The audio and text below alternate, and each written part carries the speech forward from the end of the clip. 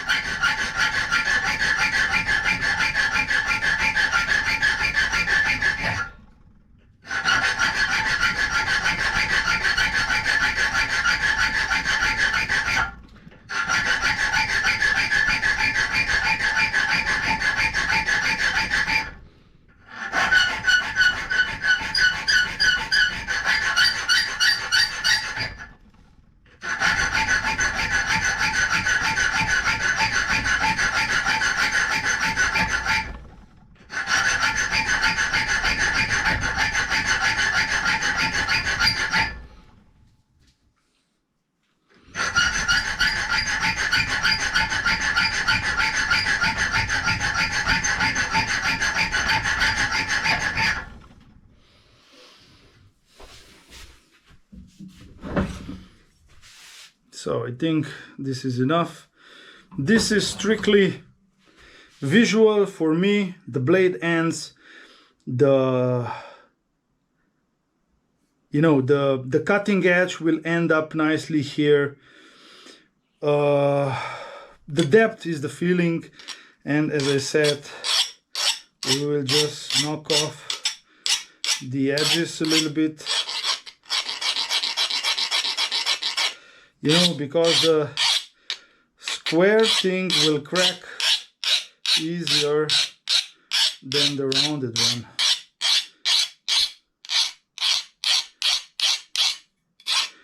Which doesn't mean you don't have to pay attention with the heat and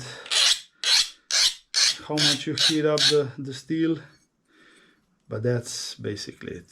It's very simple. Hamon is again completely artistic thing, which means the design is completely up to you. Whatever you want to make, do it. The consistency, I used many things for this, but end of the day, this satinite stuff is the simplest one to use and gives me great results almost every time, when I don't mess it up, of course, but I don't mess it up very often. After so many hamons being done, I'm not sure if you can see. I think this is already the consistency I want. I'm never sure how much to make. This blade is small, so let's see. I was told this by some other knife makers, more experienced, for which I'm very grateful. And I still need to visit them when I go there, so, but you can see. The goal of this clay is to, once you heat up the blade, the steel under the clay will not heat up as much, but also when you quench, it will not cool down as fast. So you will get the difference in the hardness of the material. And for those who don't know this, this was, I think, originally, or we all know this from, Japanese katana making. Not sure if there was anywhere else who were applying this stuff. If anybody knows about it, please comment. I'm anxious to know and learn more. Essentially, the thickness of the clay, what I see, it's I get much nicer patterns when I apply a little bit more. So I'm not worrying too much you know, about the too much details, but I think the thickness, it's okay. And that's it. Yeah, well, we'll put a little bit more over here, and you can then, when you will see the hamon on the finished knife, you can go back to this video and check out the pattern, and then compare to what you will see. So now I just clamp it, put it somewhere to dry. I have here a blade which is drying now. This is the second day, so tonight I will heat treat. So this is Wolverine, just so you see what it looks like. So that's it for now. Next, heat treatment.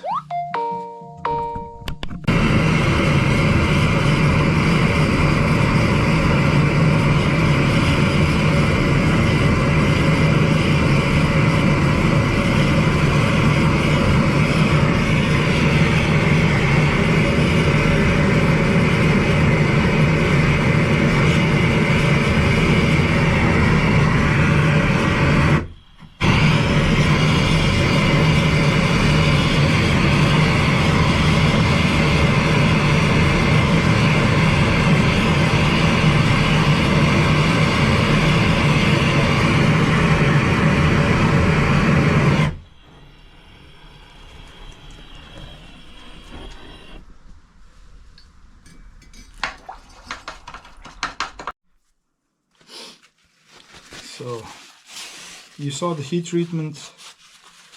I keep it simple. Wait for the night, watch the color of the steel, don't bother 50 degrees more or less, making sure it's hard. That's it. So here's the blade, just a simple test with the file. It just skids off, so it's spot on.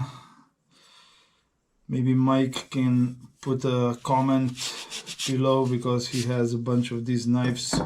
I know he's using them actually, so I'm pretty sure if the heat treatment would not be okay, he would not be coming back. Now, first cleanup, very rough, just to see the steel, taking the small burner, temper it, and then clean it up for getting it ready for the vinegar. I will not be doing the video of the cleanup, because it's the grinding, so you saw that. As mentioned, just enough to see the steel, so I can see the color appearing as I temper it.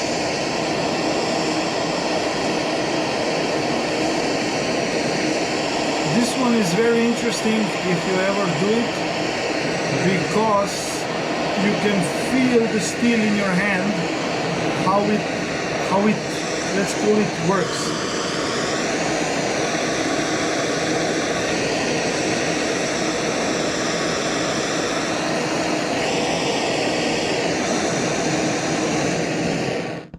Okay, that's that. Now cleaning it up, and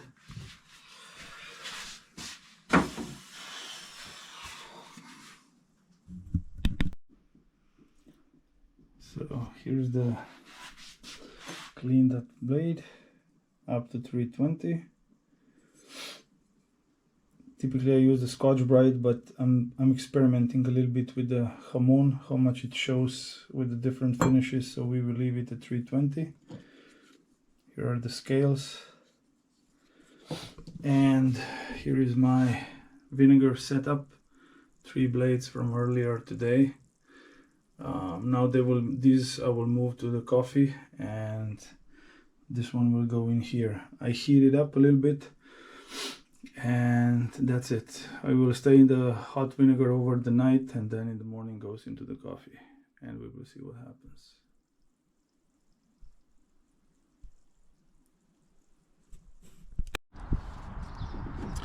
So job is done. I'm not sure how much close I can put this, because the first video everything was blurry.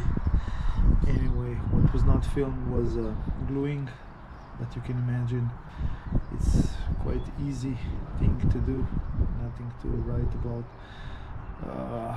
What I wanted to do is leave the texture intact. You can see every pin is hand finished with a high-speed rotary tool, just to keep, you know, this nice and, how should I say, natural. That's it.